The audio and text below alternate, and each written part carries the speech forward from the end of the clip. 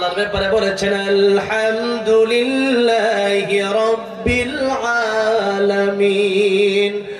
আর আমার নবীর ব্যাপারে আল্লাহ রাব্বুল আলামিন বলেছেন ওয়া মা আরসালনাকা ইল্লা রাহমাতাল লিল আলামিন। সবাই পড়েন ওয়া মা আরসালনাকা ইল্লা রাহমাতাল লিল আলামিন। রাহমাতুল লিল আলামিন নবী কোরআনে প্রমাণ। আশিক বিনে কে বুঝিবে আমার দয়ার নবীর শান। খারাপ লাগতেছে? আর 10 মিনিট তাহলে একটু মাঝে মধ্যে নবীর প্রেমে গাওয়া যাবে না ইনশাআল্লাহ? মাঝে মাঝে গান না গায়ে একটু মাঝে মধ্যে নবীর প্রেমে মাঝে মধ্যে একটু গজল গায়েন, একটু আল্লাহ রাব্বুল আলামিন মেধা বিকশিত করে দিবেন, গলার কণ্ঠ ভালো রাখবেন। এই জন্য বলেন না রাহমাতুল লিল আলামিন নবী রাহমাতুল লিল কোরআনে প্রমাণ। আশিক বিনে কে বুঝিবে আমার দয়ার নবীর শান। বলেন না আশিক বিনে কে বুঝিবে আমার দয়ার নবীর। নবী আমার মদিনারি বুলবুল, আমার আল্লাহ ভালোবেসে নামটি দিলেন হাবিবে রাসূল। আল্লাহু আকবার বলেন। ওই নবীকে ভুল বুঝিলে থাকবে না ঈমান। আশিক বিনে কে বুঝিবে আমার দয়ার নবীর শান। উম্মত বিনে কে বুঝিবে রাহমাতুল লিল আলামিন নবী রাহমাতুল লিল কোরআনে প্রমাণ। আশিক বিনে কে বুঝিবে আমার দয়ার নবীর শান। উম্মত বিনে কে বুঝিবে। আমার ভাইরা আমার মুরব্বি বাবাজিরা, কোরআন শরীফে আল্লাহ বলেন আমার যত সৃষ্টি আছে সব সৃষ্টির মাঝে সব সৃষ্টির জন্য আমি আল্লাহ হলাম রব। আর যত জায়গার জন্য আমি আল্লাহ রব, তত জায়গার জন্য আমার নবীকে আমি আল্লাহ বানালাম রহমত। সুবহানাল্লাহ বলেন। আমার নবীর উসিলায় ও পৃথিবীর মানুষেরা তোমরা অনেক কিছু পেয়ে গেলাম। এত গুনাহ করি নবীজি দোয়া করেছিলেন আল্লাহ আমার উম্মত গুনাহ করতে পারে না, নবীর উম্মতের মতো একেবারে ধ্বংস করে দিলে আমার উম্মত বেশি উম্মত আমি জান্নাতে যাব কিভাবে? আল্লাহ বললেন ও আমার বন্ধু আমার হাবিব, আপনার উম্মত গুনাহ করলে আমি আল্লাহ রাব্বুল আমিন তওবার সুযোগ দিয়ে দেব। সুবহানাল্লাহ বলেন। আর না হলে আমরা দৈনিক যে গুনাহ করি ইতিপূর্বেই গজব চলে আসার কথা ছিল। আলহামদুলিল্লাহ নাহমাদুহু ওয়া নাস্তাঈনুহু ওয়া নাস্তাগফিরুহু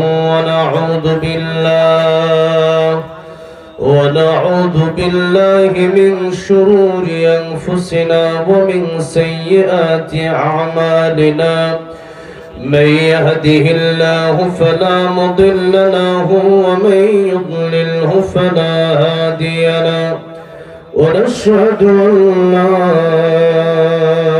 إله إلا الله وحده لا شريك له ونشهد أن سيدنا وحبيبنا ومولانا محمدا عبده ورسوله الذي أرسله بالحق بشيرا ونذيرا وداعيا إلى الله بإذنه وسراجا منيرا. أما بعد فقد قد قال الله تعالى في كلامه المجيد وفي فرقانه الحميد أعوذ بالله من الشيطان الرجيم بسم الله الرحمن الرحيم إن عدة الشهور عند الله 12 شهرا في كتاب الله يوم خلق السماوات والأرض منها 4 حرم ذلك الدين القيم فلا تظلموا فيهن أنفسكم صدق الله العظيم وقال النبي صلى الله عليه وسلم اغتنم 5 قبل 5 شبابك قبل هرمك وصحتك قبل سقمك وغناك قبل فقرك وفراغك قبل شغلك وحياتك قبل موتك أو كما قال النبي عليه الصلاة والسلام وقال تعالى في شان حبيبه ومحبوبه إن الله وملائكته يصلون على النبي يا أيها الذين آمنوا صلوا عليه وسلموا تسليما اللهم صل على محمد وعلى آل محمد كما صليت على إبراهيم وعلى آل إبراهيم إنك حميد مجيد اللهم بارك على محمد وعلى آل محمد كما باركت على إبراهيم وعلى آل إبراهيم إنك حميد مجيد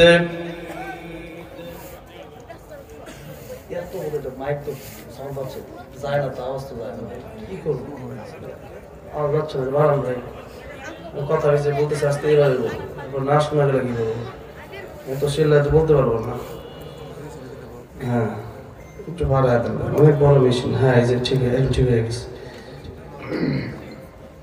গাজীপুর জেলার অন্তর্গত আমার অত্যন্ত প্রিয় একটি এলাকা এলাকার মানুষের আমাকে অত্যন্ত ভালোবাসেন মহব্বত করেন আল্লাহর কোরআনের জন্য এই সুন্দর গ্রামীণ পরিবেশের সুশোভিত একটি এলাকা ময়রান ইনারবাড়ি জামে মসজিদ কমিটির উদ্যোগে আয়োজিত ৬ষ্ঠ বার্ষিক তাফসীরুল কোরআন মাহফিলের সম্মানিত শ্রদ্ধাভাজন সভাপতি গাছা থানা বিএনপি সিনিয়র যুগ্ম সাধারণ সম্পাদক হাজী আব্দুল জব্বার সরকার সাহেব আল্লাহ রাব্বুল আলামিন ওনাকে যেন কবুল আর মঞ্জুর করে নেন সুস্থ রাখেন ভালো রাখেন বলেন আমিন আজকের মাহফিলের প্রধান অতিথি আমার অত্যন্ত মহব্বতের ভালোবাসার আপনাদের হৃদয়ের পছন্দের সুপরিচিত ব্যক্তিত্ব গাজীপুর মহানগর বিএনপির সাবেক যুগ্ম আহ্বায়ক এবং গাজীপুর সদর মিট্টু থানার সাবেক আহ্বায়ক, 26 নং ওয়ার্ডের সাবেক কাউন্সিলর আলহাজ মোহাম্মদ হান্নান মিয়া হান্নু, আল্লাহ রাব্বুল আলামিন ওনার হায়াতকে দারাজ করে দেন, বলেন আমিন। দেশের সেবা করার তৌফিক দান করেন, বলেন আমিন। ইসলামের জন্য আল্লাহ কবুল করেন, বলেন আমিন। সুস্থতার সাথে জীবন পার করার তৌফিক দান করেন, বলেন আমিন। এসেছেন অন্যান্য নেতৃবৃন্দ, বিএনপির ও অন্যান্য দলের বিশেষ মেহমান, কথা বলেছেন হাফেজ মাওলানা কামরুজ্জামান আইয়ুবী হাফিজাহুল্লাহ, মুফতি মুহাম্মদ এনায়েতুল্লাহ পাহাড়পুরি হাফিজাহুল্লাহ, ও অন্যান্য উলামায়ে কেরামগণ। আমাকে যিনি দাওয়াত করেছেন, আমার অত্যন্ত প্রিয় ভাই, অত্র এলাকার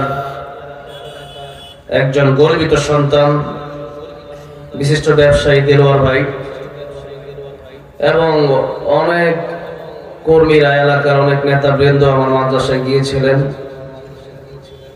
অনেকেই কষ্ট করেছেন, অনেকের নাম আমি জানি না, জানলে হয়তো একটু বলতাম, বলে একটু দোয়া করতাম।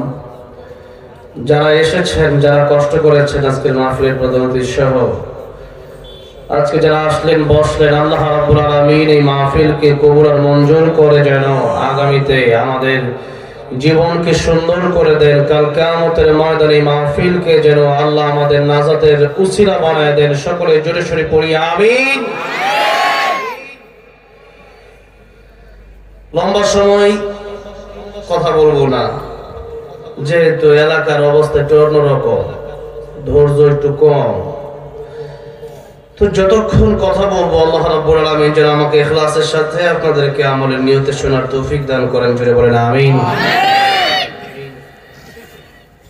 আলোচনার শুরুতে আল্লাহ সুবহান মহিয়ান গরিয়ান রব্বুল ইজ্জত ওয়াল জালালের আলিশান দরবারে হৃদয়ের গভীর থেকে শুকর আদায় করছি যে মহান রব্বুল ইজ্জত ওয়াল জালাল আমাদেরকে অত্যন্ত দয়া করেছেন, মায়া করেছেন। সুন্দর একটি স্বাধীন বাংলাদেশ, আমাদেরকে স্বৈরাচার মুক্ত একটি দেশ উপহার দিয়েছেন।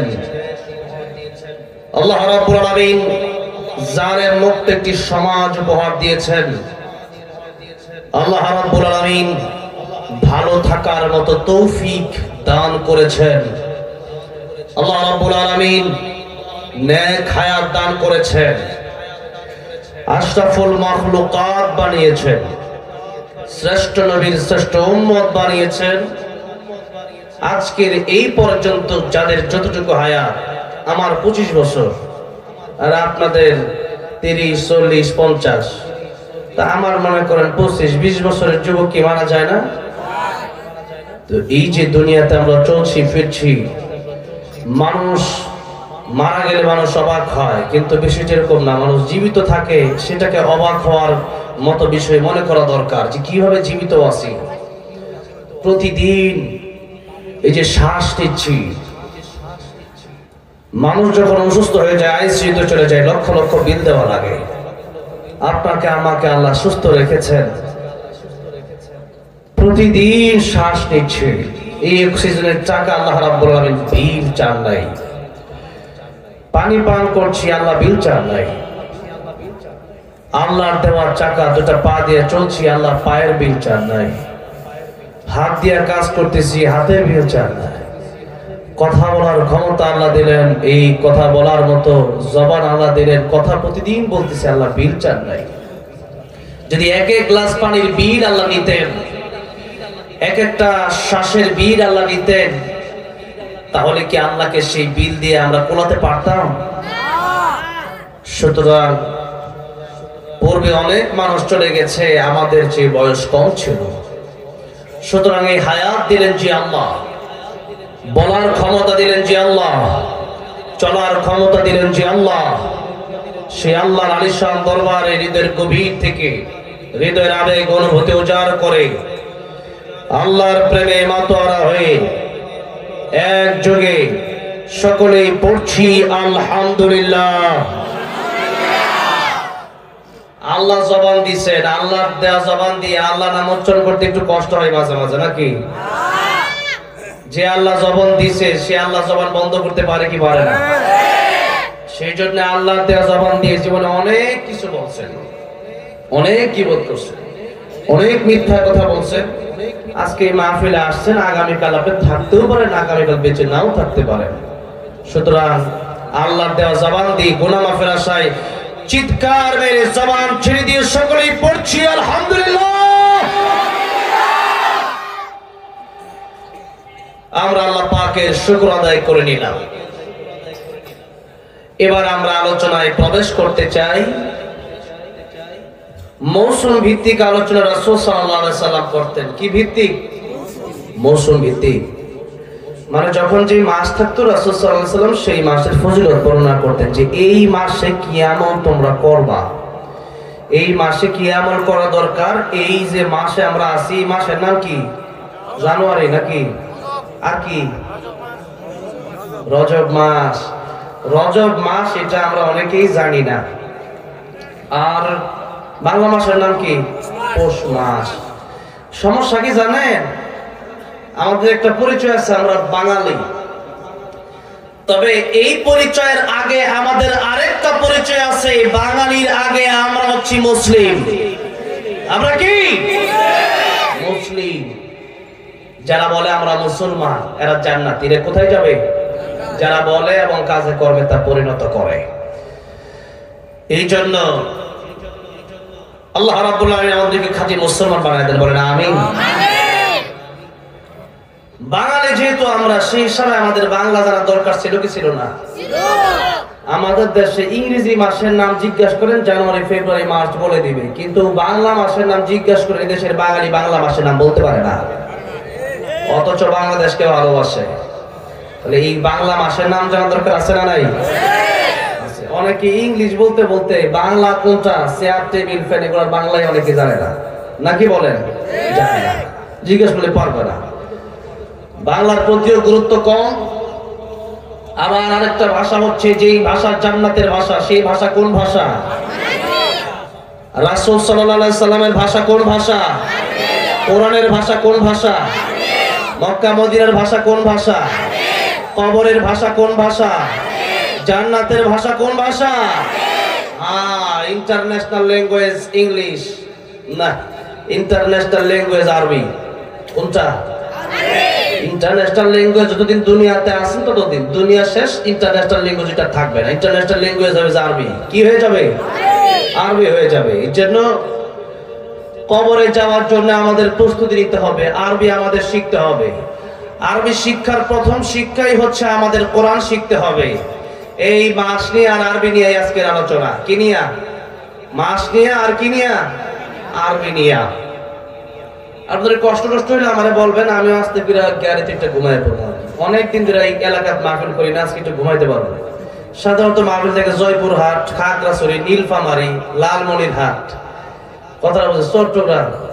তো এখন আজকে যে অনেকদিন পরে গাজীপুর মাহফিল, আজকে আগে ভাগে যদি আপনাদের ঘুমে ধরে তাহলে আমার সুবিধা কেন, তাড়াতাড়ি গিয়ে ঘুমাই পড়তে পারবো। তো যাই হোক, ঘুমে টুমে ধরলে একটু আমারে বলবেন, ঠিক আছে তো? আচ্ছা, তো যাই হোক, আমাদের আরবিটাকে প্রচন্ড গুরুত্ব দিতে হবে।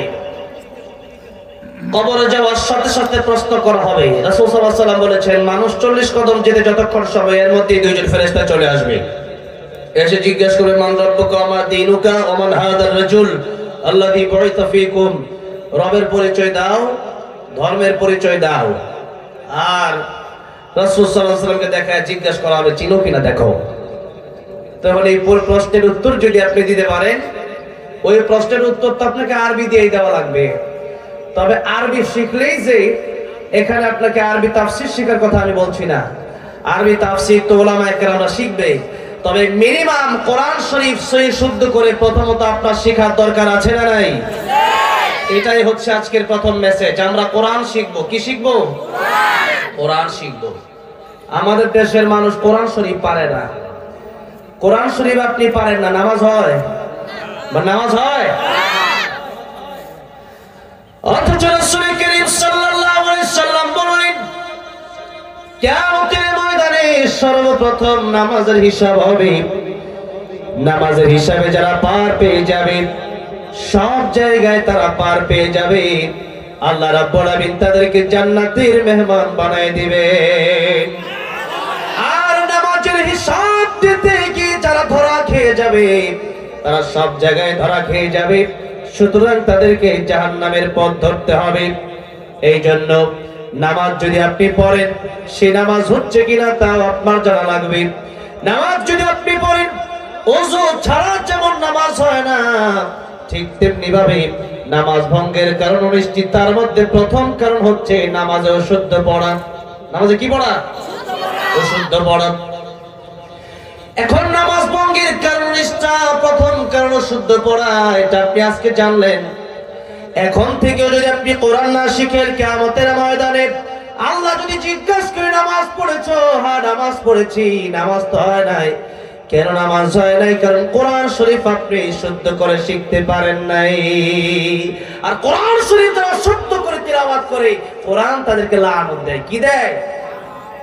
আমি টাঙ্গাইল এলাকা পাম দিয়ে কি নামাজ পড়তে যাচ্ছি, সিরাজগঞ্জে প্রোগ্রাম, তো দাঁড়ায় গেলাম নামাজে দাঁড়ায় যাওয়ার পরে সেখানে আমি এক যার পিছনে নামাজ দাঁড়ালাম, উনি পড়তেছে কুল হুয়াল্লাহু আহাদ।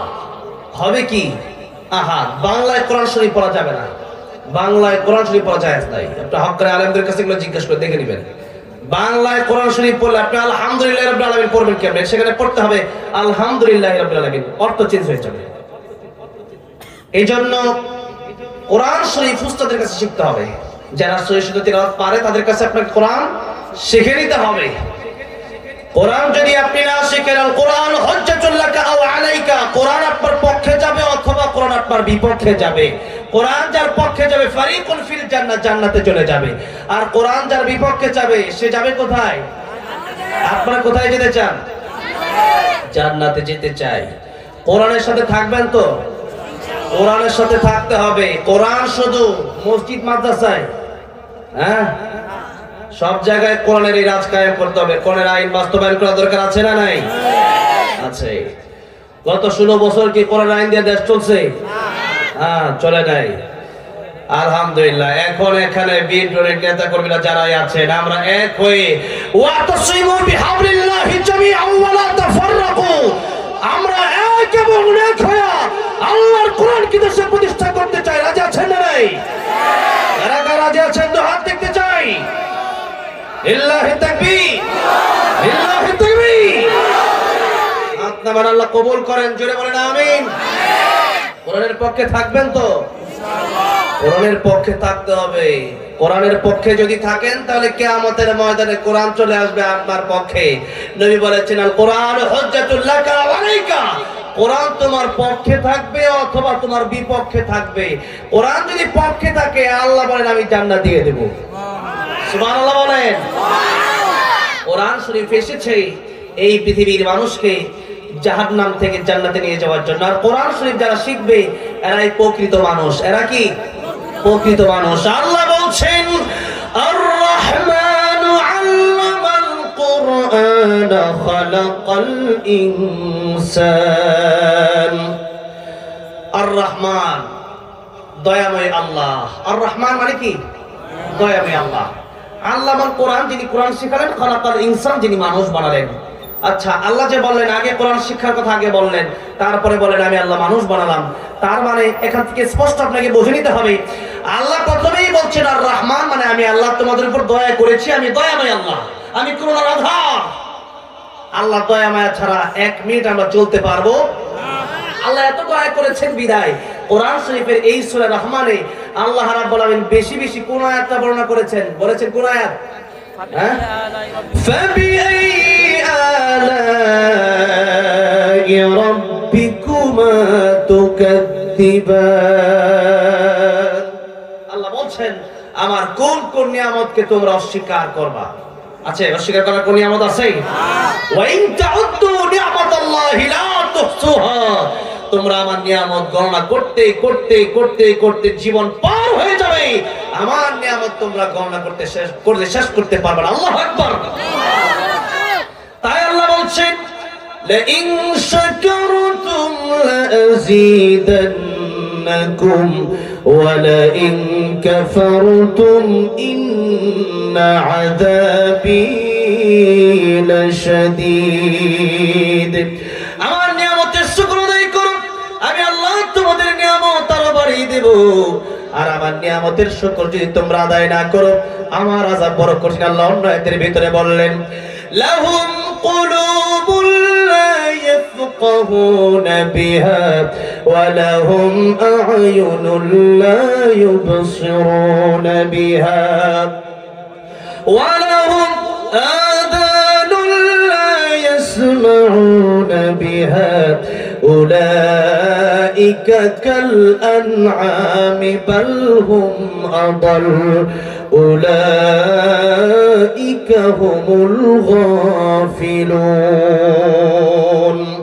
আল্লাহ বলছেন কলব দিলাম এই কলব দিলাম বুঝার জন্য আমি আল্লাহর কোরআন বুঝলাম না দুনিয়ার সব বুঝলাম কিভাবে ব্যবসা করতে হয় বাণিজ্য করতে হয় কিভাবে চাকরি করতে হয় কিভাবে খেত খামার করতে হয় কিভাবে চাকরি করতে হয় কিভাবে ডক্টর ইঞ্জিনিয়ার ব্যারিস্টার উকিল হতে হয় সব শিখলা কিন্তু কোরআন শিখলা না আমি আল্লাহ রাব্বুল আলামিন বলে দিলাম কোরআন যদি না শিখো কোরআন যদি না শোনো কোরআন যদি না পড়ো কোরআন যদি না বুঝো তাহলে আল্লাহ বলেন কাল আনআমি বাল হুম আদাল শুধু কুকুর শুকরের মতো নয় আল্লাহ রাব্বুল আলামিন বললেন কুকুর শুকরের চাইতে আরো নিকৃষ্ট হয়ে যায় সেই মানুষ যারা কোরআনের পক্ষে থাকে না এজন্য কোরআনের পক্ষে থাকবেন না বিপক্ষে থাকবেন যারা কোরআনের বিপক্ষে গত 16 বছর ছিল এই দেশের বাংলার জমিতে জায়গা হয় না ঠিক না ঠিক আমি তো কোরআনের বিপক্ষে যারা স্থান নেবে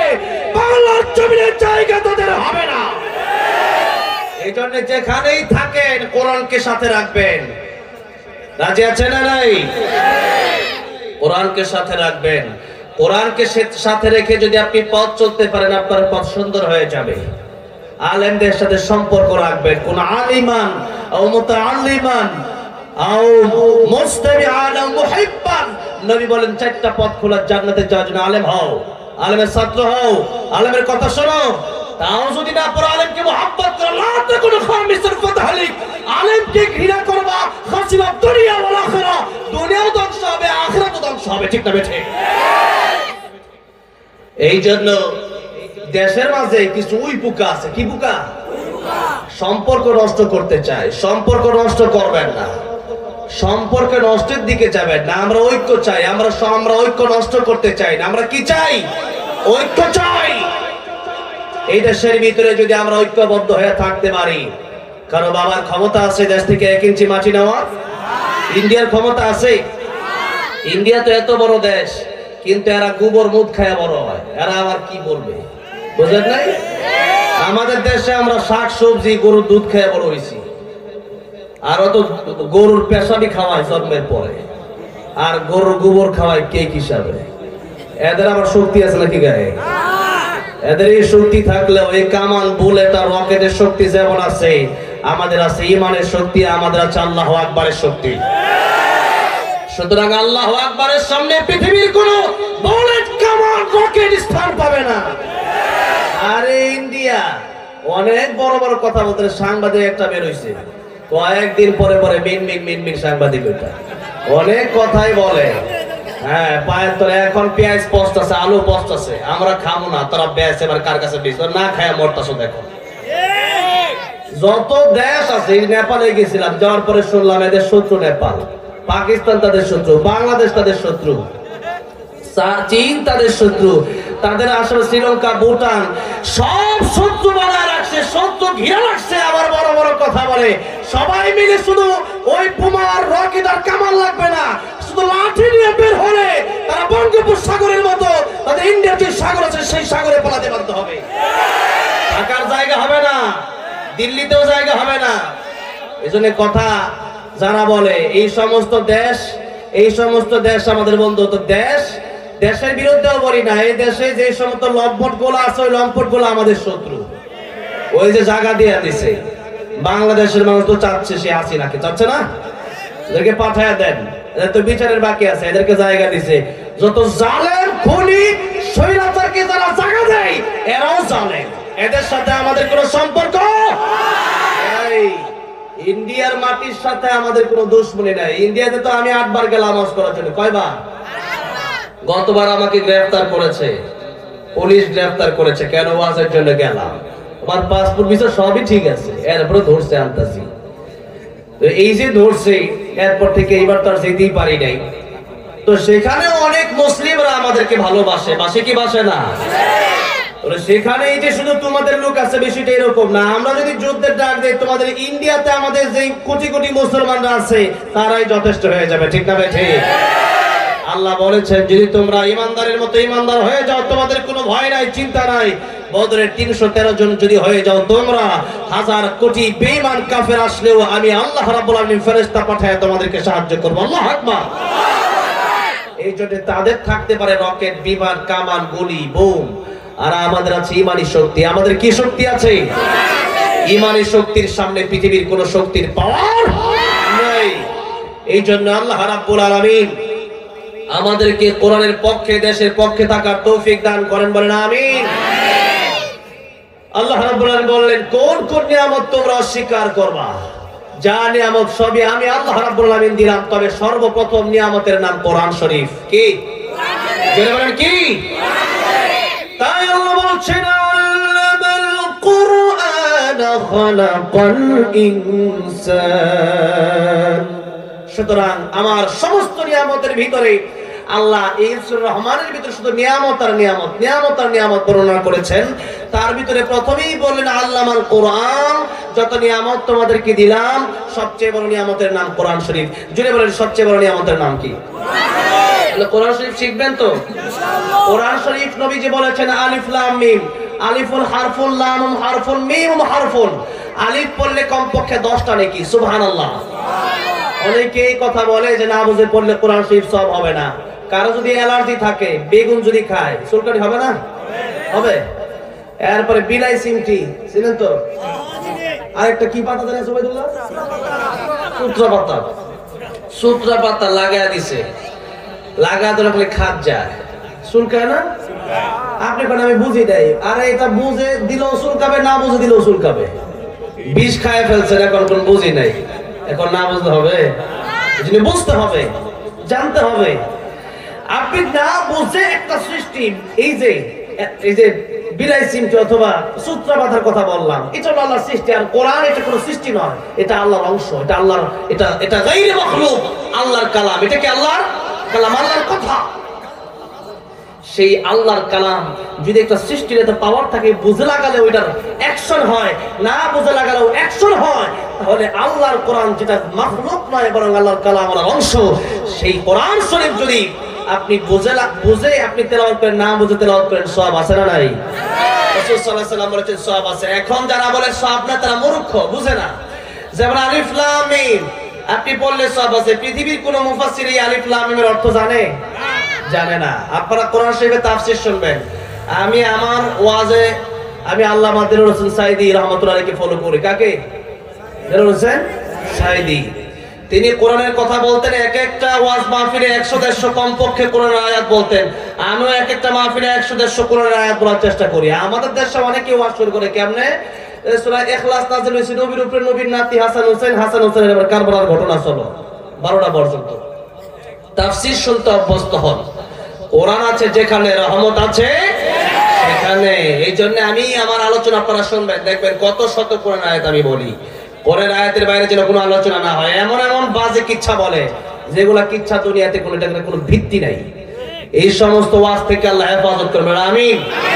কথা বলতে হবে কোরআনের সাথে যে সম্পৃক্ততা আছে, যেই কথা, সেই কথা আমাদেরকে বলতে হবে। আল্লাহ সবাইকে কোরআনের পক্ষে, কোরআন থেকেই কথা বলার তৌফিক দান করবেন, আমিন। হ্যাঁ, বলছিলাম কোরআন শরীফ আমাদের শিখতে হবে, কোরআন শরীফ আমাদের জানতে হবে। এই কোরআন শরীফ এটা হচ্ছে আল্লাহ রাব্বুল আলামিন প্রথম জিকির দিয়েছেন কোরআন শরীফ। এই দেশে আমরা অনেক জিকির করি, তবে প্রথমেই আল্লাহ বললেন যে তোমরা কোরআন পড়বা। কি পড়বেন? কোরআন। আল্লাহ রাব্বুল আলামিন বলছেন, ইন্না নাহনু নাযালনা যিকরা ওয়া ইন্না লাহু লাহাফিজুন। আমি আল্লাহ কোরআন শরীফ নাযিল করেছি, আর আমি আল্লাহ রাব্বুল আলামিন কোরআন শরীফের হেফাজত করব। এখানে আমি এই জিকির শব্দ কেন বললাম? কারণ আল্লাহ কিন্তু এই আয়াতের ভিতরে ডাইরেক্ট কোরআন শব্দ বলেন নাই, বলেছেন ইন্না নাহনু নাযালনা যিকরা, আমি আল্লাহ জিকির নাযিল করেছি, আমি আল্লাহ কোরআন নাযিল করেছি। এখানে জিকির শব্দের অর্থ তাফসিরে কাবির করবেন, তাফসিরে ইবনে কাসির করবেন, তাফসিরে মাজারি করবেন, তাফসিরে কুরতুবী করবেন, তাফসিরে মাআরিফুল কোরআন করবেন, যত তাফসিরের কিতাব আপনি করেন না কেন সমস্ত তাফসিরের কিতাবে আপনি দেখবেন এই কথাই লেখা আছে ইন্না নাহনু নাযালনা যিকরা, আমি আল্লাহ জিকির নাযিল করেছি, তার মানে আমি আল্লাহ কোরআন নাযিল করেছি। আল্লাহ বললেন কোরআন আমি আল্লাহ নাযিল করেছি, এটাই হচ্ছে তোমাদের জিকির। এই জন্য কোরআন শরীফ পড়লে সওয়াব আছে না নাই? প্রত্যেকটা হরফ পড়বেন কমপক্ষে কয়টা করে নাকি? 10টা করে নাকি? আর যদি সূরা ইখলাস পড়েন 3 বার পড়লে এক খতম কোরআন শরীফের সওয়াব। সুবহানাল্লাহ।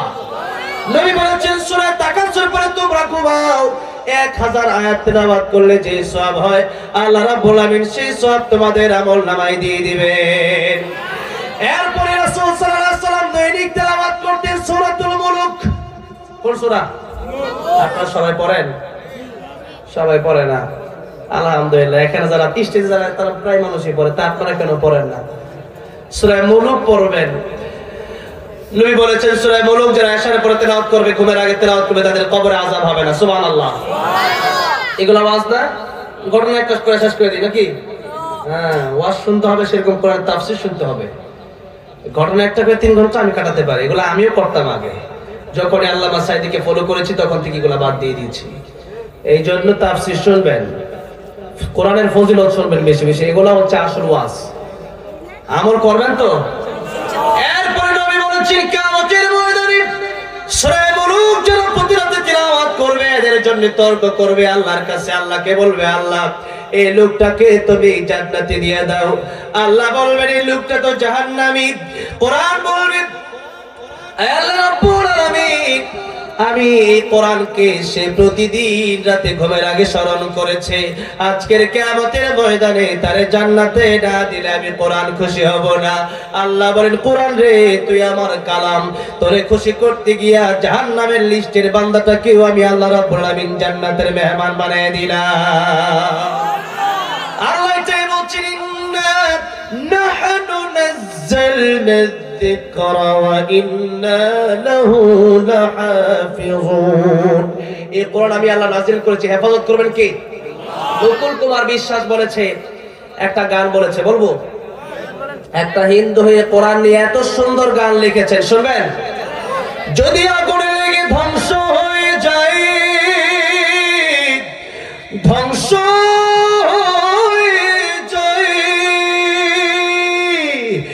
যদি আগুনে লেগে ধ্বংস হয় পৃথিবীর সব বইয়ের দোকান, বিশ্ব থেকে হারাবে না পবিত্র কোরআন। বলেন বিশ্ব থেকে হারাবে না।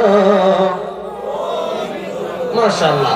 যদি আগুনে লেগে ধ্বংস হয় পৃথিবীর সব বইয়ের দোকান, বিশ্ব থেকে হারাবে না পবিত্র কোরআন, বিশ্ব থেকে হারাবে না। করবে কেমন করে কোরআন ধ্বংস আগুনের তেজ, করবে কেমন করে কোরআন ধ্বংস আগুনের তেজ, আছে বিশ্ব ভর গণিত কোরআনে হাফেজ। ঠিক না ঠিক? তারা আমার ছাপি আসমানি গ্রন্থ, তারা আমার ছাপি আসমানি গ্রন্থ, বাঁচাবে কোরআনের সম্মান, বিশ্ব থেকে হারাবে না পবিত্র কোরআন, বিশ্ব থেকে হারাবে না। সমাধান চাও যদি জীবনে মরণে, ফিরে যাও খোঁজে নাও, চোখ রাখো কোরআনে, ফিরে যাও খোঁজে নাও। এটা ভালো লাগতেছে মানুষ কোন, তারপরে আলহামদুলিল্লাহ এখন সবাই জবান খুলে আওয়াজ দিচ্ছেন, তার মানে বোঝা যাচ্ছে আলহামদুলিল্লাহ শরীফ মানুষ পাইছি, শরীফ ইমানদার পাইছি, আলহামদুলিল্লাহ বলে। তাহলে মাঝে মধ্যে একটু কোরআনের প্রেমে আল্লাহর প্রেমে একটু গাওয়া যাবে না? যাবে তো? তাহলে আমি একটু লম্বা সময় চালাতে পারবো, যদি একটু হেল্প করেন, একটু সহযোগিতা করেন। সমাধান চাও যদি জীবনে মরণে, ফিরে যাও খুঁজে নাও, চোখ রাখো কোরআনে, ফিরে যাও খুঁজে নাও, তবেই পাবে সুখ শান্তির ঠিকানা, তবেই পাবে সুখ শান্তির ঠিকানা, যদি মেনে নাও তুমি মনে প্রাণে। সমাধান সমাধান চাও যদি জীবনে মরণে, ফিরে যাও খুঁজে নাও, চোখ রাখো কোরআনে, ফিরে যাও খুঁজে নাও। এ বাণী সকলের নয় শুধু মুমিনের, যারাই চলবে মেনে ফল পাবে কোরআনের। এ বাণী সকলের নয় শুধু মুমিনের, যারাই চলবে মেনে ফল পাবে কোরআনের। ঘরে বলো কি বা রাষ্ট্রে বলো, ঘরে বলো কি বা রাষ্ট্রে বলো, অশান্তি দূর করে শান্তি আনে। সমাধান সমাধান চাও যদি জীবনে মরণে, ফিরে যাও খুঁজে নাও, চোখ রাখো কোরআনে, ফিরে যাও খুঁজে নাও। আমার ভাইরা, আমার মুরব্বী, ওজিরতুলিয়া যত শিক্ষা আছে, সব শিক্ষার একদিন প্রাপ্তি ঘটে যাবে, সমাপ্তি ঘটে যাবে, কিন্তু একটা মাত্র শিক্ষা, যে শিক্ষা আপনি যদি শিখতে পারেন, দুনিয়াতেও লাভ, মরণের সময়ও লাভ, কবরেও লাভ, হাসরেও লাভ। কয় জায়গায় লাভ বললাম? জীবন কয় জায়গায়? জায়গায়। আপনাদের কষ্ট তো হচ্ছে না? এতক্ষণ সময় যে আজকে প্রধানমন্ত্রী থাকবে, আমি খুব খুশি হয়েছি, তো অবাক হয়ে গেলাম। আলহামদুলিল্লাহ। আগে এক সময় ওয়াজ করতাম, ওয়াজের মাঝখান দিয়ে আইসাই বলতো, হুজুর এটা বলবেন না, ওইটা বলবে না, এরকম বলতো কি বলতো না? আলহামদুলিল্লাহ। এখন কোরআনের সমাজটা কত সুন্দর হয়েছে, কথা বলতেছি কোনো বাধা নাই, ঠিক না ঠিক?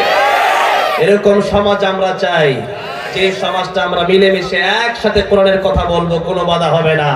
যারা কোরআনের বিপক্ষে আসবে, এদের তো দুনিয়াতে থাকারই অধিকার নাই, ঠিক না ঠিক? আল্লাহ বলেছেন, ইয়া মাশারাল জিন্নি ওয়াল ইনসি ইন ইসতাতাতুম আন তানফুযু মিন আকতারিস সামাওয়াতি ওয়াল আরদি ফানফুযু লা তানফুযুনা ইল্লা বিসুলতান। যদি তোমরা আমার কোরআনের বিরুদ্ধাচরণ করো, আমার কোরআন তোমাদের কাছে ভালো না লাগে, আল্লাহ বলেছেন আকাশ জমিন ছেড়ে বের হয়ে যাও। বাস্তবে দেখা গেছে তারা থাকতেও পারে নাই, ঠিক না ঠিক? আল্লাহ এই সুন্দর সমাজকে কোরআনের জন্য কবুল করে দেন, বলেন আমিন। যারা এখনো বসা, আল্লাহ তাদেরকেও যেন কাল কিয়ামতের ময়দানে কোরআনের সুপারিশ সবার নসিব করে দেন, জন্য বলেন আমিন। কোরআনের সুপারিশ অনেক গুরুত্বপূর্ণ সুপারিশ, কোরআনের সুপারিশ আল্লাহ রাব্বুল আলামিন কিয়ামতের ময়দানে মঞ্জুর করে নেবেন। এই জন্য কোরআন শরীফ আমরা শিখব, আমরা পড়ব, আমরা আমল করব। এই শিক্ষা শিখলে পরে আপনার সন্তানকে ডক্টর, ইঞ্জিনিয়ার, ব্যারিস্টার মানে তাতে কোনো সমস্যা নাই। এই দেশে তো আলেমদেরকে যখন জেলে নিয়ে গেছে, এই দেশের আলেমরা জেল খাটছে, বিএনপির অনেক নেতা কর্মীরা জেল খাটছে, খাটে নাই? তাদের পক্ষে, যারা হকের পক্ষে কথা বলে জেলে গেছে, তারা মাজলুম। এই মাজলুমদের পক্ষে জজ, উকিল, ব্যারিস্টার দরকার আছে না নাই? হ্যাঁ, সেই উকিল, জজ, ব্যারিস্টার আসবে কোন জায়গা থেকে? আমাদের মুসলমানদের পক্ষ থেকে দরকার আছে না নাই? সেই জন্য অবশ্যই জজ, উকিল, ব্যারিস্টার দরকার আছে, ইঞ্জিনিয়ার দরকার আছে। না আমাদের বিল্ডিং বানায় দিবে কে? ইঞ্জিনিয়ার দরকার আছে না? বাড়ি বানানোর দরকার আছে না?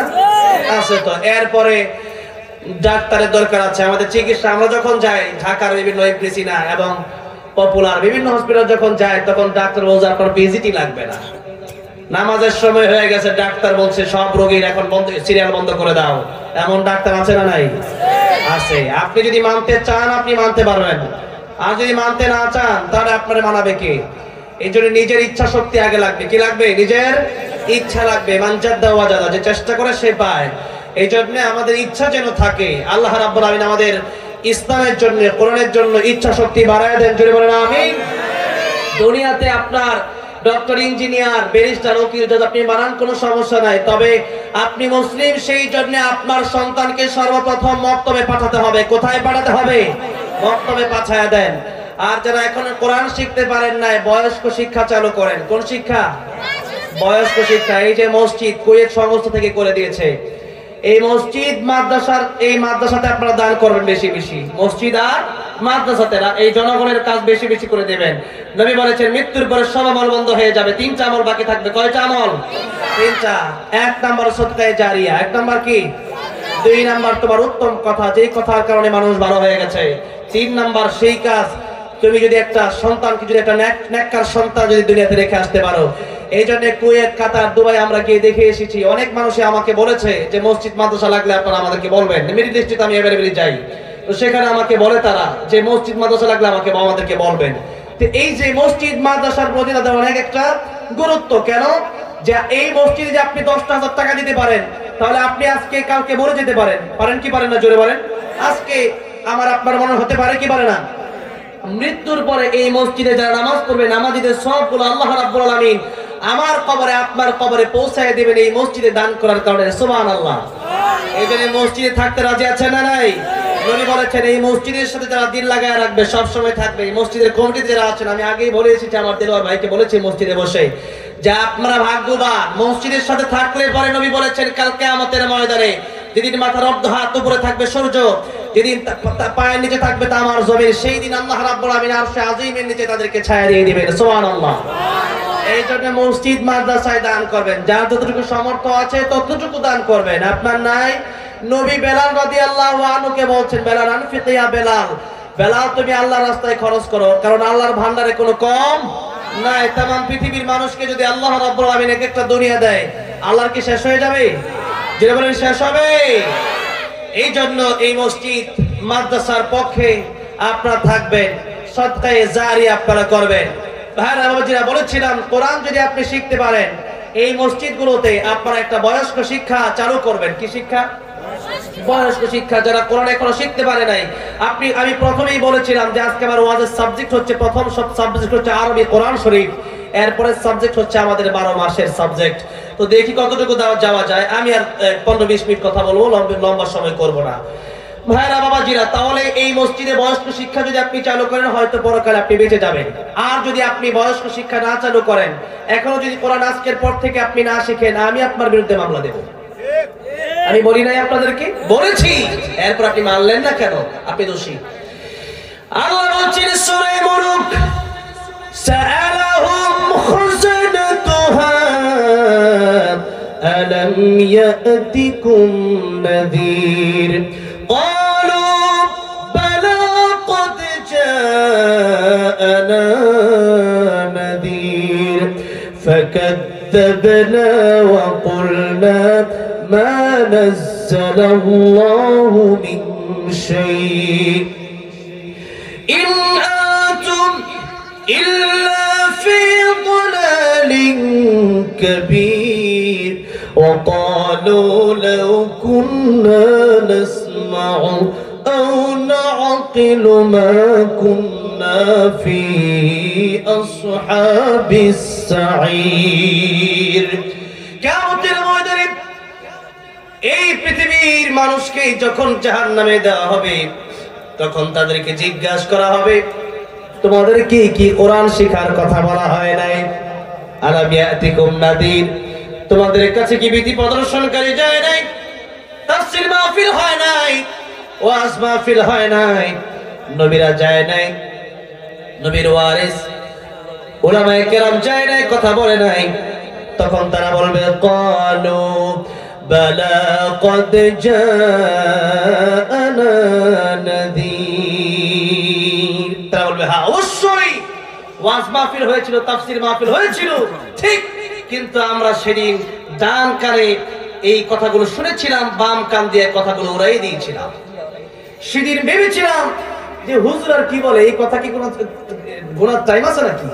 এই যে গোনেন নাই, এই না গোনার কারণেই আপনাকে জিজ্ঞাসা করা হবে সেদিন কেন শোনো নাই? আপনি বলবেন অবশ্যই শুনেছি, কিন্তু ফাকাদ্দাবনা।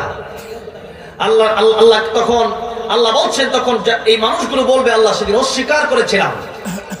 হুজুর কি বলবে আর মোল্লা কি বলবে, এইরকম চিৎকারি করে কথাটাকে উড়িয়ে দিয়েছিলাম।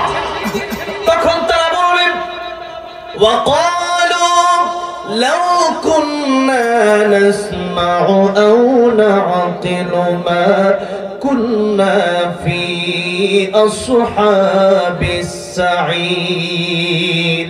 আরে ওই দিন যদি সে কোরআনের কথাগুলো মেনে নিতাম, শুনতাম, কোরআন যদি শিখতাম, তাহলে আজকে জাহান্নামের এই আগুনে আমাদের জ্বলতে হতো না, এই কষ্টের ভোগান্তি আমাদের পোহাতে হতো না।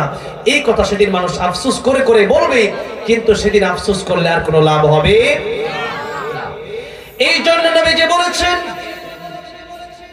ইগতানিম খামসান ক্বাবলা খামসিন শাবাবাকা ক্বাবলা হারামিক। এটা হচ্ছে আমার মানে আজকের খুতবার যে আয়াত আর হাদিস পড়েছি, আয়াতের অর্ধেক কথা বলছি আর হাদিসের কথাটা বলে আবার বাকি অর্ধেক কথা বলি, ওয়াজ শেষ করে দেব।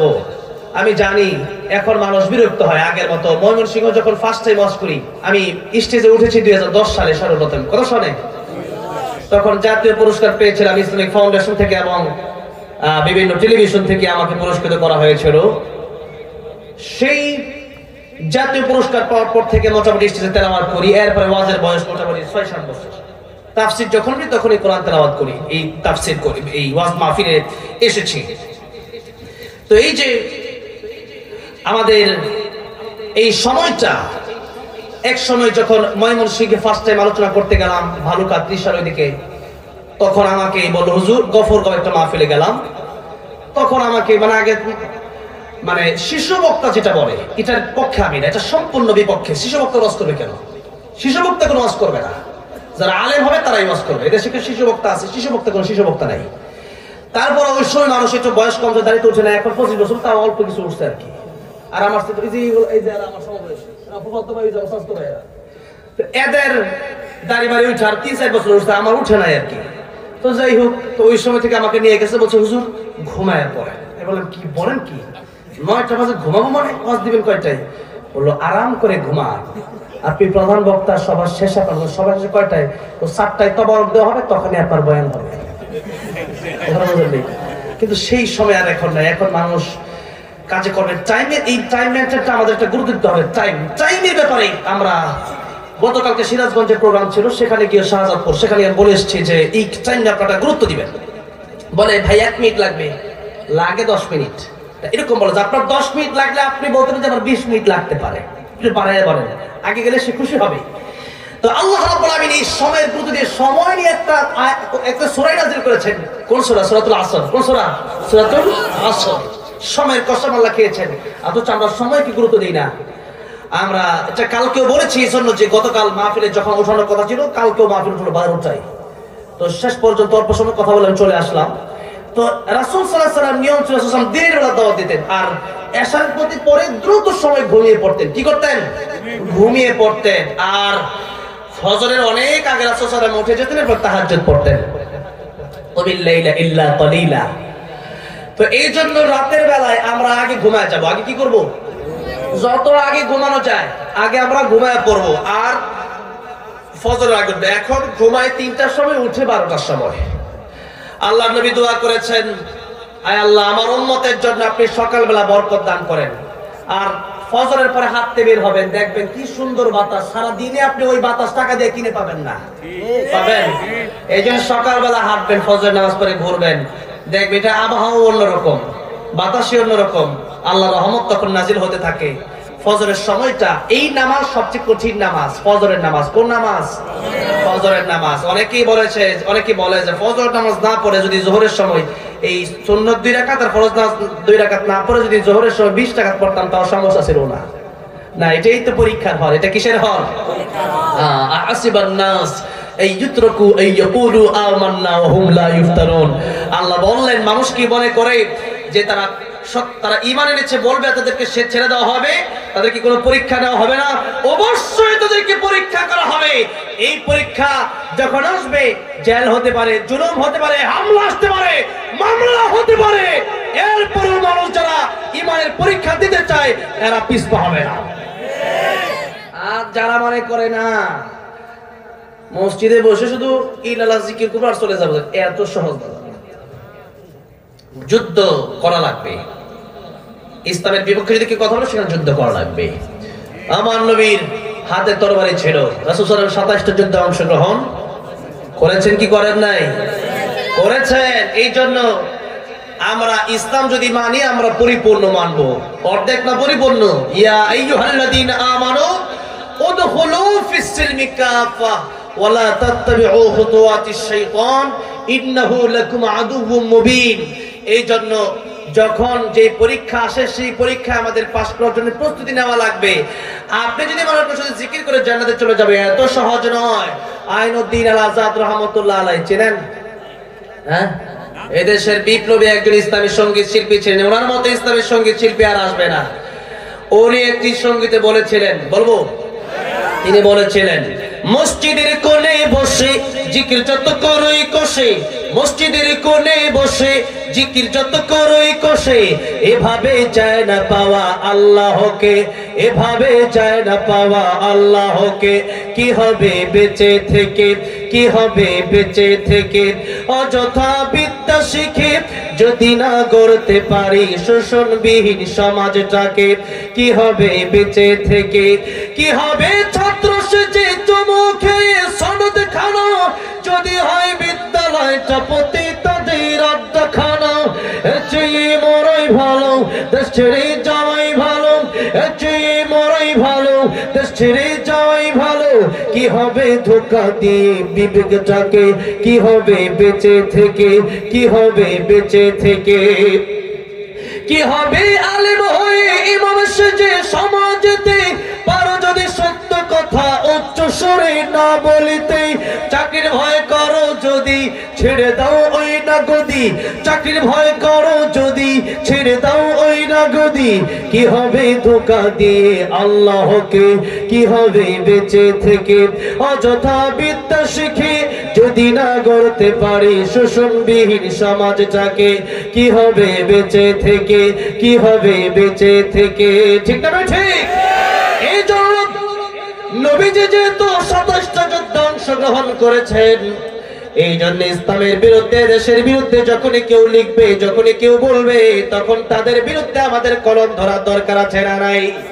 এখন শুধু আপনি সুবহানাল্লাহ বলেন, আলহামদুলিল্লাহ বলেন, তার নাম শুধু জিকির না। আল্লাহ বলছেন, ওয়ামান আ'রাদা আন যিকরি ফাইন্না লাহু মাঈশাতান দানকা ওয়া নাহশুরুহু ইয়াওমাল কিয়ামাতি আ'মা। এই যে তোমরা ইসলাম মানো, ইসলাম যদি মানতে হয়, আল্লাহ বলেন আমার জিকির মেনে নাও, আমার আইন মেনে নাও। আর এই কোরআন শরীফ যদি মানতে হয়, এই কোরআন শরীফ যদি মানতে হয়, শুধু ঘরের ভিতরে, শুধু মসজিদের ভিতরে কোরআন শরীফ রাখলে হবে না, বরং গোটা দেশের ভিতরে এই কোরআনের পক্ষে তোমাদের অবস্থান নিতে হবে। কিসের পক্ষে? কোরআনের পক্ষে। আর যারা কোরআনের বিরোধিতা করবে, কোরআনের পক্ষে যারা থাকবে না, আল্লাহ রাব্বুল আলামিন বললেন কিয়ামতের ময়দানে তারা অন্ধ হয়ে উঠবে, আমা, অন্ধ হয়ে উঠবে। জিজ্ঞাসা করা হবে কেন অন্ধ হয়ে উঠলাম? কারণ দুনিয়াতে চক্ষু দেওয়া হয়েছিল, সেই চক্ষুকে তারা ঠিকভাবে কাজে লাগায় নাই, যার কারণে কিয়ামতের ময়দানে তাদেরকে অন্ধ বানায় ওঠানো হবে। আর দুনিয়ার মানুষের কারো এমন কোন শক্তি নাই যে একটা চক্ষু সে ব্যক্তি বানাতে পারবে। এরকম শক্তি কারো আছে? এরকম শক্তি কারো নাই। ভাইরা বাবাজিরা, বলছিলাম এই সময়ের প্রতি গুরুত্ব দিতে গিয়ে রাসূল সাল্লাল্লাহু আলাইহি সাল্লাম বলেছেন 5টি কথা। এই 5টি কথা শেষ করেই আলোচনার শেষ মুহূর্তে, শেষ দিকে আমি ইতি টানবো। নবীজি বললেন, ইকতারিম খামসান ক্বাবলা খামসিন শাবাবাকা ক্বাবলা হারামিক। নবী বললেন তোমরা 5টা সময় আসার আগে 5টা সময়কে তোমরা গনিমত মনে করো, মূল্য দাও। 1 নম্বর নবী বললেন যৌবনকাল থাকা অবস্থায় তোমরা মূল্য দাও বৃদ্ধ হওয়ার আগে। কোন সময়কে? যৌবনকালকে। কারণ এই যৌবনকাল চিরদিন থাকবে না। থাকবে? এই যৌবনকাল চিরদিন থাকবে না। এক সময় দেহে শক্তি থাকবে না, এক সময় বৃদ্ধ হয়ে যাওয়া লাগবে। তা তো পরের কথা। যৌবনকাল থাকা অবস্থায় মরণ আসতে পারে কি পারে না? পারে কি পারে না? আমার মরণ আসিবে কখন কেউ তো জানে না, আমি চলে গেলে আমায় তোমরা ভুইলা যাইও না, আমি মরে গেলে আমায় তোমরা ভুইলা যাইও না। আমার মরণ আসিবে কখন কেউ তো জানে না, আমার মরণ আসিবে কখন।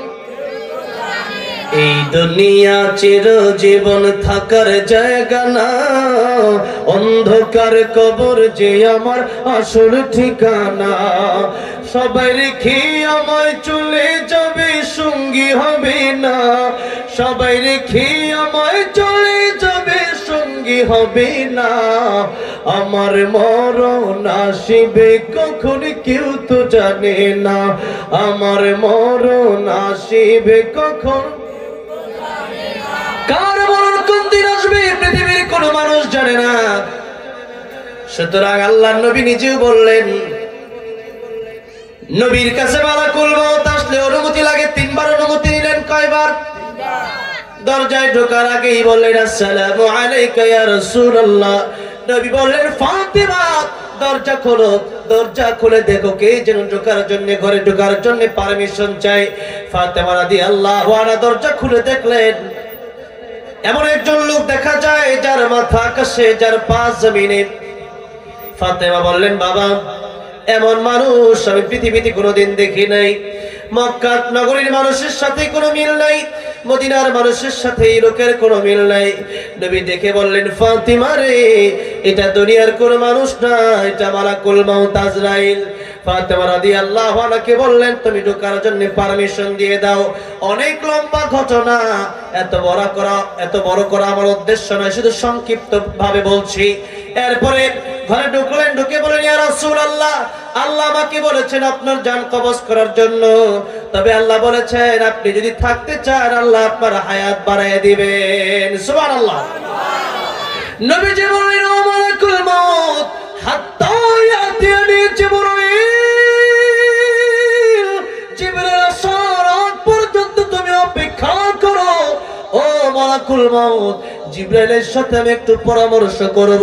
এখন কি আমি চলে যাব না থাকব? জিবরাইল আমিন চলে আসলেন, অনেক কথা হলো। এবার নবীজি সাল্লাল্লাহু আলাইহি সাল্লামের কাছে আবার অনুমতি নিলেন। এই হলো 3 বার। নবীকে বললেন ইয়া রাসূলুল্লাহ, ইয়া হাবিবাল্লাহ, এখন কি জান কবজ করতে পারি? নবী বললেন এখন তুমি জান আমার কবজ শুরু করে দাও। এই 3 বার অনুমতি নিলেন মালাকুল মউত। নবী বললেন এরপরেও নামাজের পরে নবীর কাছে মালাকুল মউত আসলো, অনুমতি লাগলো। আর নবী বলছেন যে আমি নবী, আল্লাহর পরে যার সম্মান, আল্লাহর পরে কার সম্মান সবচেয়ে বেশি পৃথিবীতে? কার? আল্লাহ আল্লাহর ব্যাপারে বলেছেন আলহামদুলিল্লাহি রাব্বিল আলামিন। আর আমার নবীর ব্যাপারে আল্লাহ রাব্বুল আলামিন বলেছেন ওয়া মা আরসালনাকা ইল্লা রাহমাতাল লিল আলামিন। সবাই পড়েন ওয়া মা আরসালনাকা ইল্লা রাহমাতাল লিল আলামিন। রাহমাতুল লিল আলামিন নবী কুরআনে প্রমাণ। আশিক বিনে কে বুঝিবে আমার দয়ার নবীর শান। খারাপ লাগতেছে? আর 10 মিনিট, তাহলে একটু মাঝে মধ্যে নবীর প্রেমে গাওয়া যাবে না ইনশাআল্লাহ? মাঝে মাঝে গান না গায়ে একটু মাঝে মধ্যে নবীর প্রেমে মাঝে মধ্যে একটু গজল গায়েন, একটু আল্লাহ রাব্বুল আলামিন মেধা বিকশিত করে দিবেন, গলার কণ্ঠ ভালো রাখবেন। এই যে বলেন না রাহমাতুল লিল আলামিন নবী, রাহমাতুল লিল কুরআনে প্রমাণ। আশিক বিনে কে বুঝিবে আমার দয়ার নবীর শান। বলেন না আশিক বিনে কে বুঝিবে আমার দয়ার নবীর। নবী আমার মদিনারি বুলবুল, আমার আল্লাহ ভালোবেসে নামটি দিলেন হাবিবে রাসূল। আল্লাহু আকবার বলেন। ওই নবীকে ভুল বুঝিলে থাকবে না ঈমান। আশিক বিনে কে বুঝিবে আমার দয়ার নবীর শান। উম্মত বিনে কে বুঝিবে রাহমাতুল লিল আলামিন নবী, রাহমাতুল লিল কুরআনে প্রমাণ। আশিক বিনে কে বুঝিবে আমার দয়ার নবীর শান, উম্মত বিনে কে বুঝিবে। আমার ভাইরা, আমার মুরব্বি বাবাজিরা, কোরআন শরীফে আল্লাহ বলেন আমার যত সৃষ্টি আছে সব সৃষ্টির মাঝে সব সৃষ্টির জন্য আমি আল্লাহর রব। আর যত জায়গার জন্য আমি আল্লাহ রব, তত জায়গার জন্য আমার নবীকে আমি আল্লাহ বানালাম রহমত। সুবহানাল্লাহ বলেন। আমার নবীর উসিলায় ও পৃথিবীর মানুষেরা তোমরা অনেক কিছু পেয়ে গেলাম। এত গুনাহ করি, নবীজি দোয়া করেছিলেন, আল্লাহ আমার উম্মত গুনাহ করতে পারে না, নবীর উম্মতের মতো একেবারে ধ্বংস করে দিলে আমার উম্মত বেশি উম্মত আমি জান্নাতে যাব কিভাবে? আল্লাহ বললেন, ও আমার বন্ধু, আমার হাবিব, আপনার উম্মত গুনাহ করলে আমি আল্লাহ রব্বুল আমিন তওবার সুযোগ দিয়ে দেব। সুবহানাল্লাহ বলেন। আর না হলে আমরা দৈনিক যে গুনাহ করি ইতিপূর্বেই গজব চলে আসার কথা ছিল, ঠিক না বেঠি? এত গুনাহ করি এরপরেও রহমত আছে না নাই?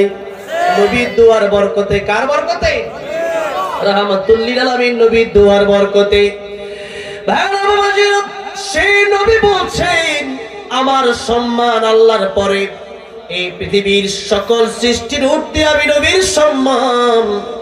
ও দুনিয়ার মানুষেরা, ও আমার সাহাবীরা, জীবনের গ্যারান্টি আমি নবীও দিতে পারবো না। নামাজ পড়ে ডান দিকে সালাম ফিরায়া বাম দিকে সালাম ফিরানোর গ্যারান্টি আমি রাহমাতুল লিল আলামিন নবীরও নাই।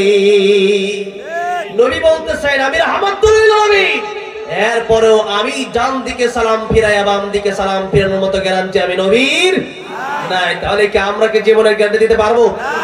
পারবো? আল্লাহ বলছেন সূরা তাহা, ইন্নাস সাআতা আতিয়াতুন আকাদু উখফিহা লিতুজজা কুল্লু নাফসিন বিমা তাসআ। আল্লাহ বলছেন আমি আল্লাহ রাব্বুল আমিন কিয়ামত কায়েম করব, আমি আল্লাহ রাব্বুল আমিন এই পৃথিবী ধ্বংস করে দেব। আর এই চার ব্যাখ্যায় কিয়ামত এসেছে, ধ্বংস এসেছে। নবী চার ব্যাখ্যায় বলেছেন মান মাতা ফাকাদ কিয়ামত কিয়ামতুহু, অর্থাৎ কিয়ামত কোন দিন হবে আর মানুষ কোন দিন মৃত্যুবরণ করবে, কোথায় মৃত্যুবরণ করবে এটা পৃথিবীর কেউ জানে না। আল্লাহ বলেন আকাদু ফিহা, আমি আল্লাহ গোপন করে রেখে দিলাম। কারণ যদি পৃথিবীর মানুষ এটা জেনে যায় যে কে কোন দিন মরবে, তাহলে পৃথিবীর নিয়ম শৃঙ্খলা ঠিক থাকবে না। গাড়ি যাবে হরেন দিবে মেইন রোডে, আপনি তো জানেন আপনার মরণ 2026 সালে, আপনি রাস্তায় দাঁড়ায় থাকবেন যে এখন তো আমার মরণ হবে না, তো আমার উপরে দিয়ে যাবো। র‍্যাব, পুলিশ, আর্মি, বিডিআর দিয়ে এই দেশ সুন্দরভাবে রাখা যাবে না। গুলি করে একজন একজনকে মেরে ফেলবে, চিন্তা করবে আমার মরণ তো এখন এই বছর হবেই না, ঠিক না বেঠিক? এই জন্য দুনিয়ার সিস্টেম পাল্টে যাবে, দুনিয়ার নিজামে ঠিক থাকবে না। আর মানুষের ইবাদতের প্রতি অনীহা চলে আসবে। কারণ মৃত্যুর 1 মিনিট আগে তওবা করলেও তওবা কবুল আল্লাহ করবেন কি করবেন না? তওবা কবুল করবেন। কিন্তু মৃত্যুর সময় যখন হয়ে যাবে, মালাকুল মউত যখন এই আত্মাকে টান দিবে, রূহকে টান দিবে, তখন কেউ তওবা করলে আর তওবা কবুল হবে? দুইটা সময় তওবা করলে তওবা কবুল হবে না। একটা হলো যখন সূর্য পশ্চিম দিক থেকে উঠবে, আরেকটা হলো কিয়ামতের অনেকগুলো বড় আলামত। একটা হচ্ছে সূর্য যখন পশ্চিম দিক থেকে উঠবে তখন কিয়ামত একেবারে কাছাকাছি চলে আসবে। এটা খুব দ্রুতই চলে আসতেছে, নিউজ এসেছে পড়বে যে খুব দ্রুত সময়ের ভেতরে সূর্য পশ্চিম দিক থেকে উঠবে। এই জন্য তওবা এখনই করে নিতে হবে। ভালো এখনই হয়ে যেতে পারে, হবে আগামী রমজানে ভালো হব, আগামী মাসে ভালো হব, আগামী শুক্রবারে ভালো হব, এই গ্যারান্টি আমার আপনার নাই। এই জন্য ভালো হওয়ার জন্য আরো 3 দিন 4 দিন 1 মাস 2 মাস সময় আপনাকে দেওয়া হয়েছে, সেই গ্যারান্টি দেওয়া হয় নাই। এই জন্য ভালো যদি হওয়া লাগে আজকে তওবা করে ভালো হতে হবে। রাজি আছে না নাই? 2 নম্বর নবী বললেন, 1 নম্বরটা মনে আছে তো? যৌবন কালকে মূল্য দাও বৃদ্ধ হওয়ার আগে। 2 নম্বর নবী বললেন সিহহাতুকা ক্বাবলা সাকামিক, অসুস্থ হওয়ার আগে সুস্থতাকে মূল্য দাও। কারণ মানুষ যখন অসুস্থ হয়ে যায় তখন বুঝে সুস্থতা কত বড় নিয়ামত। খাওয়া দাওয়া ভালো লাগে না, ঠিক না বেঠিক? 3 নম্বরে নবী বলেন গিনাকা ক্বাবলা ফাকরিক, টাকা পয়সা থাকলে আল্লাহর রাস্তায় দান করো, কারণ টাকা পয়সার মালিক বানায় কে? এই জন্য টাকা পয়সা যদি থাকে এই টাকা পয়সা আল্লাহর রাস্তায় ব্যয় করে যেথায় সেথায় খরচ করা যাবে না। সকালবেলা তুমি ফকির, সন্ধ্যাবেলা। অনেকের টাকা পয়সা আছে, জন্মগতভাবে টাকা পয়সা আছে, আবার অনেকেই টাকা পয়সা কামাতে কামাতে জীবন চলে যায়, 2-4-5 কাঠা জায়গাও কিনতে পারে না। ঠিক না ঠিক? আমি সাল্লা গিয়েছিলাম কয়েকদিন আগে জায়গা কেনার জন্য। তো আমি যার কাছে জায়গা কিনবো উনি বলতেছে যে, আমি জিজ্ঞেস করলাম আপনার জায়গা কোনগুলা? এই যে এটার জায়গা, ওইটা আমার জায়গা, ওইটা আমার জায়গা। তখন জায়গা আপনার না কোনটা? আমার দাদার 100 বিঘা। মারহাবা। এরপরে কমতে কমতে এখন প্রায় মনে হয় 50 বিঘার মতো আছে। আমি 5 কাঠা কিনবো তাই হিমশিম খাইতেছি, আমরা 10-12 কাঠা কিনবো তাই হিমশিম খাচ্ছি, আর আপনি নিয়ে 50 বিঘা আলাপ করেন। অনেক অনেক আলেম মানুষ, সামনে একটা মাদ্রাসা আছে, বড় একটা মাদ্রাসা, ওই মাদ্রাসার মুহতামিম সাহেব উনি। তো বললাম আল্লাহ তো আপনারা আলেমও বানাইছে আবার দুনিয়াও দিছে। ধনী হইলেই তো খারাপ না, ধনী হইলে খারাপ নাকি? ধনী হইলে যদি আল্লাহ রাস্তায় টাকা পয়সা কাজে লাগাতেন ভালো। উসমান গনি, নবীর জামাতা উসমান গনি রাদিয়াল্লাহু আনহু, সেই ধনী না, গনি মানে শিল্পপতি। কি পতি? শিল্পপতি। টাকা পয়সা থাকলে আলহামদুলিল্লাহ। ওনারা যে প্রত্যেকদিন কত মাহফিলের কত জায়গায় টাকা দেয়, আল্লাহ আরো কবুল করেন, জরুন আমিন। আল্লাহ রুজি রোজগারে জানা মানে আরো বরকত দিয়ে দেন, বলেন আমিন। টাকা যত দিবেন, যত খরচ করবেন ইসলামের পথে, ততই আপনার আসবে। আমি কৃপণতা করি না, আমার সাথে হোটেলে খাইতে বসলে আপনাকে আমি বিল দিতে দিব না। তো আমার সাথে খায়েন আপনি? আমি বলছি না বিল দিব না, আমি বলি যে বিল আমি দেব, আমার ভালো লাগে। আলিয়াদুল উলিয়া খায়রুম মিন আলিয়াদিস সুফলা। যেই হাতটা এইভাবে থাকে ওইটার দাম বেশি, এই জন্য আমি দেওয়াটা পছন্দ করি। এই জন্য খাইতে যখন বলবেন কৃপণতা করবেন না, বিল দেওয়ার চেষ্টা করবেন। অনেকে আছে খায়া কয় একটু আটা মিচ্ছাই কেবারি না। ঠিক আছে? ওই যে এখন লোক একদিন গেছে হোটেলে খাইতে, এরা কয় মিষ্টি আর দই খাই আসতে কিনা বার হয়ে গেছে আমার রেখে। কিরে আসা তোমারে আঙ্গুল বাজার।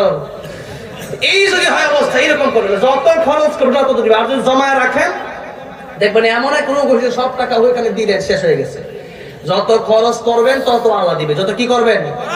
আপনি আমার কথা মানেন, আপনি ইসলামের পক্ষে খরচ করেন, দেখেন কত আসে। যখন থেকে খরচ করা শুরু করেছি তখন থেকে আসা শুরু হয়েছে। তখন থেকে কি শুরু হয়েছে? এখন ডেলি আসে 50,000, 1 লাখ।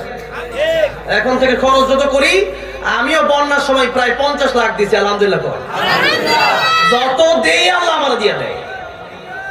এই জন্য যত দিবেন তত আল্লাহ আপনার দিবেন। আর আপনি দেখুন না দেব না, আপনি ওই জমা রাখেন, এমন রূপ হবে আইসিইউ দিতে দিতে আপনার শেষ হয়ে যাবে। কৃপণ যারা হয় আর আল্লাহর বন্ধু হতে পারে না, ইসলামের বন্ধু হতে পারে না। মসজিদ মাদ্রাসা কোরআনের পক্ষে তারা থাকতে পারে না। টাকা দেওয়ার সময় বাপ মার পক্ষে থাকবেন। বাপ মার তো যারা মারা গেছে তাদের দান করবেন বেশি বেশি। বাপ মা এত সম্পদ রেখে গেছে, টাকা দিতে বললে 100 টাকা দেয়, 5 টাকা 10 কেন দেন? আপনার বাপ মা এত জমি আপনার জন্য রেখে গেছে, বাপ মার জন্য কমপক্ষে 10-20 হাজার টাকা দেওয়া দরকার আছে না নাই? আছে। শুকর আদায় করবেন, বাপ মায়ের জন্য দোয়া করবেন, শুকর আদায় করবেন। বাপ মা হচ্ছে অমূল্য সম্পদ। কি সম্পদ? নবী বলেছেন একবার তাকাবা কবুল হজের সওয়াব হবে। সাহাবী বলেন আসলে 100 বার যদি তাকাই, নবী বললেন তুমি তাকাতে তাকাতে অস্থির হতে পারো, আল্লাহ সওয়াব দিতে কোনো অস্থির হবেন না। এই জন্য বাপ মার কাছ থেকে আমরা অনেকে সম্পদ পেয়েছি, এটার আপনারা গনিমত মনে করবেন, এটার কদর করবেন। বাপ মা যেহেতু এত সম্পদ আপনাকে দিয়ে গেছেন, অনেকের বাপ মা কত কষ্ট করেছেন, আপনি তো সম্পদ যারা কামান নাই তারা সম্পদের মর্যাদা বুঝবেন না। আপনার বাপ মা যে কষ্ট করে টাকা পয়সা কামাইছে, আপনার বাপ মাকে জিজ্ঞেস করবেন। মিষ্টি খাইতে মন চাইছে, খায় নাই, ফেলাই দিছে, ময়লা। এরকম কৃপণতা করে অনেকে টাকা পয়সা কামাইছে, এরপরে এই টাকা পয়সা আপনার জন্য জমায় গেল। সুতরাং বাপ মার জন্য কিছু দান করার দরকার আছে না নাই? দান করবেন। এই টাকা পয়সা যদি আপনি দান না করেন, বাপ মা কবর থেকে কষ্ট পাবে।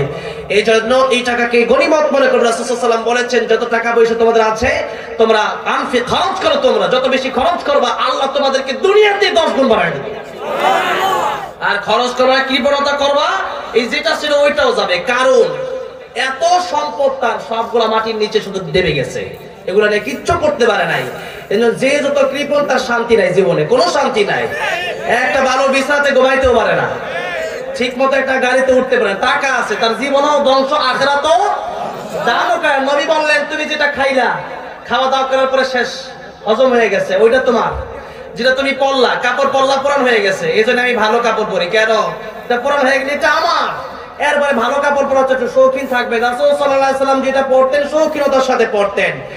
এরপর রাসূল বললেন যে টাকা তুমি দান করলা, এটা তোমার। এই 3টা, কয়টা?